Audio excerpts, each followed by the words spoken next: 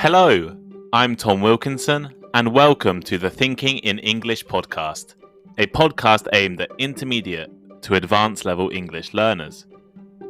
The plural of bird is birds, the plural of dog is dogs, but what is the plural of octopus? Is it octopuses, octopi, octopodes? In this episode, we'll discuss why no one seems to know the answer to this question, and look at the strange and confusing world of English plurals. But first, why not follow the Thinking in English Instagram page, Thinking in English podcast, or the link is in the description. And you definitely should look at our blog, thinkinginenglish.blog, for all transcripts and bonus content. Here is today's vocabulary list. As always, the written list is available in the description of the podcast and also on our blog, thinkinginenglish.blog. Syllable. Syllable. A syllable is a unit of speech which in English usually contains a vowel and can either be a whole word by itself or one of the parts into which a word is separated when it is spoken. For example, there are two syllables in the word silver, sil and ver, and three syllables in appetite, a-pe-tite. Perplexing. Perplexing. If something is perplexing, it is confusing, often because you do not know how to solve something. For example, they find the company's attitude perplexing and unreasonable. Exception. Exception. An exception is someone or something that is not included in a rule, group, or list, or that does not behave in the expected way. For instance, there are exceptions to every rule. Isolation. Isolation. Isolation is the process or fact of being separated or kept separate from other things. For example, the prisoner was kept in isolation for 3 days. Baffling. Baffling. Like perplexing, baffling means confusing, not able to be understood or not able to be explained.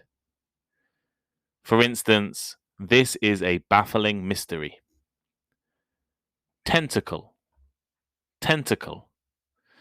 A tentacle is one of the long, thin parts, like arms, of some sea animals, used for feeling and holding things, catching food, or moving. For example, an octopus has 8 tentacles. And finally, specimen.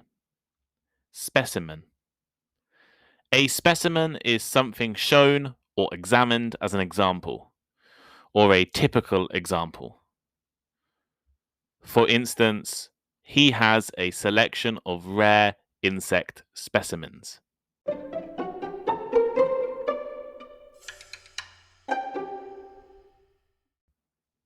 If you've been learning English for a while now, I'm sure you are already aware that every time English can confuse you, it will confuse you.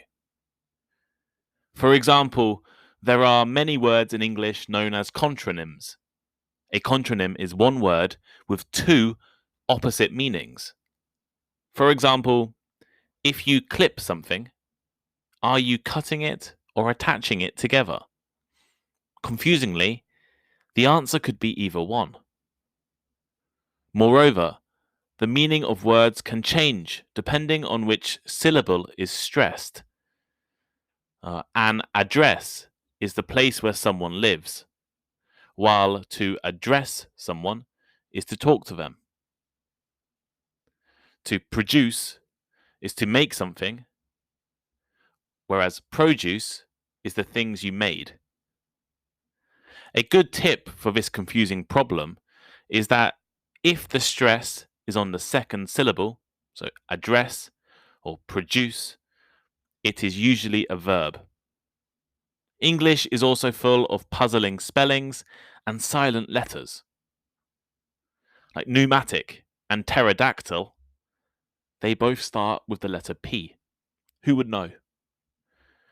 This episode of Thinking in English will focus on another perplexing part of English grammar: plurals. Plural means more than one, and when I talk about plurals, I'm really talking about plural nouns, a word for more than one thing. Birds is the plural of bird, dogs is the plural of dog. Pluralization, or making a noun plural, usually follows a very simple rule in English. But there are some unpredictable exceptions. Most languages do not exist in isolation from other languages. Over thousands of years, they are influenced by vocabulary, grammar, and pronunciation from other parts of the world. And English is an excellent example of such a language. Most of the time, when English borrows a noun from another language, we usually make it plural using the basic English rules. Add an S. However, in some situations, a word will keep their ending from their original language, and this is what confuses people. Usually, this happens with Latin words, and especially scientific words as well. A good example is that the plural of bacterium, I'm sure you don't know what that is not bacteriums. It is bacteria. Even more confusing is that sometimes these Latin words can have two different plurals. Multiple stadium can be stadia or stadiums, and multiple phenomenon may be phenomena or phenomenons. It completely depends on who is speaking and the context in which they are speaking. The more formal, the more academic or highly educated, the more likely the person will use a Latin ending, stadia or phenomena. Whereas in normal conversations and normal English, we probably will use the traditional English ending, stadiums or phenomenons. English plurals are baffling, clearly. We all know that. But what about the title of this podcast? What are those words? Well, occasionally, native speakers will not agree on how to make a noun plural. And this can result in 2 or even 3 different options being preferred by different people. Octopus is probably the most famous case. Depending on which dictionary you use or where you learn English, the plural of the 8 tentacled sea creatures can be written in 3 different ways: octopi, octopuses, or octopodes. Why are there so many? And why can't it just be simple, like other words? Well, the problem is not actually with the English language, because there is a rule in English: add an S.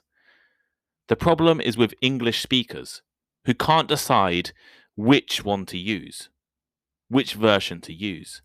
And people have been debating how to pluralize octopus for an incredibly long time.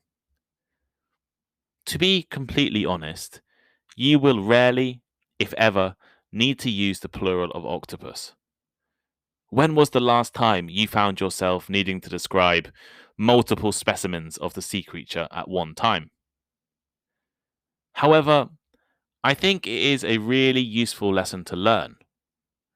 As an English language learner, and especially if you are not a native speaker of a European language, you probably have never thought about the origin of the language you are learning or the words you are using. And you've almost certainly been confused by an English irregularity. But do you ever think about why you are confused? Often, the reason is because the word is borrowed from a foreign language. And when you understand that, it makes it a little bit more understandable. And you also, I guess, understand English slightly deeper.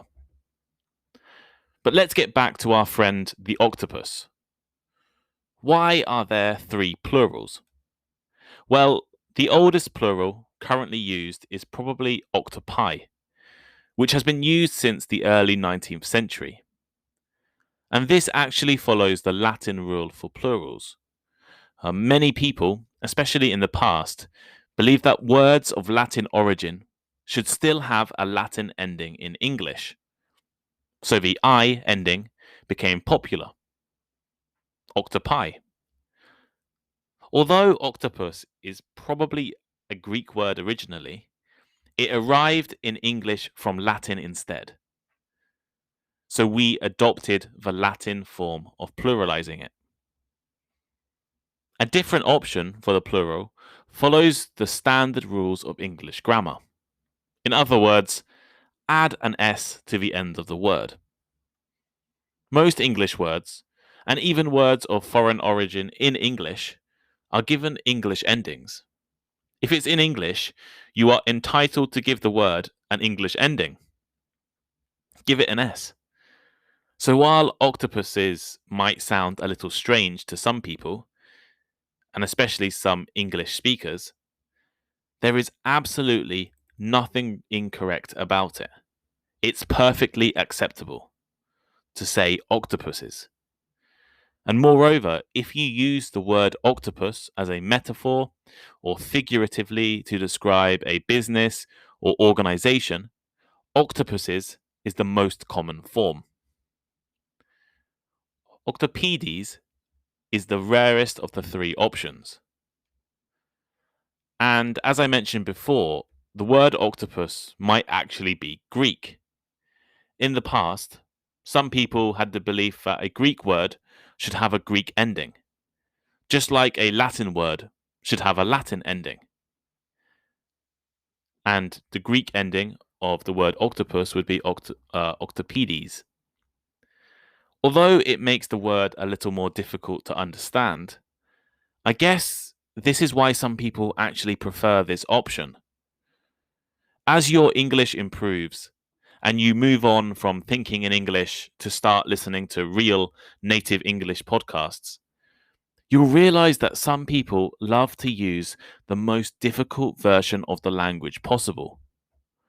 I read the Economist magazine every week, and I read it with some of my students as well. And occasionally, the way that the writers use English language in their articles is incredibly difficult and frustrating. Octopodes fits nicely into this way of thinking about English.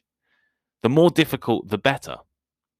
I don't agree with this system, and if you want to go back and listen to my episode on George Orwell's Tips for Writing, he clearly did not agree with this system of writing English as well.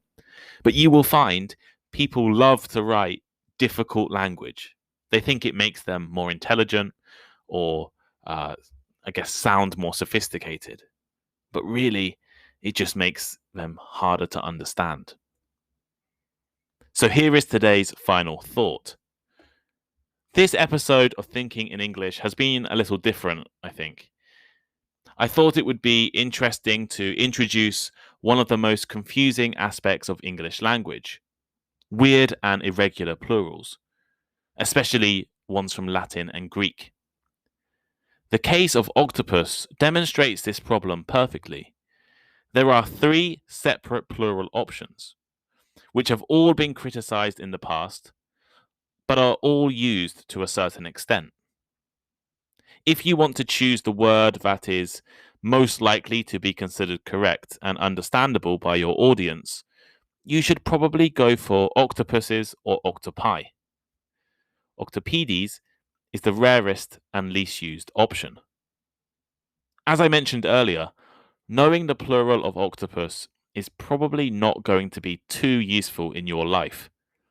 However, hopefully this episode might inspire you to think a little deeper about language. The reason the English language doesn't always follow the standard English rules that you'll learn at school is because the English language is a mix of multiple different languages. Take a bit of old Germanic language, mix some Middle French, add a bit of Celtic and Greek and Latin, and you get modern English. Sometimes, depending on the origin of a word, the rules we use can change. It is not just English that does this. So, how about your language? What does your language do with borrowed words? Because certainly every language has borrowed words, and some languages have more borrowed words than others. How does the origin of a word affect its use in your language? If your language borrows a Latin word, what does it do to it? If it borrows an English word, how do you deal with it?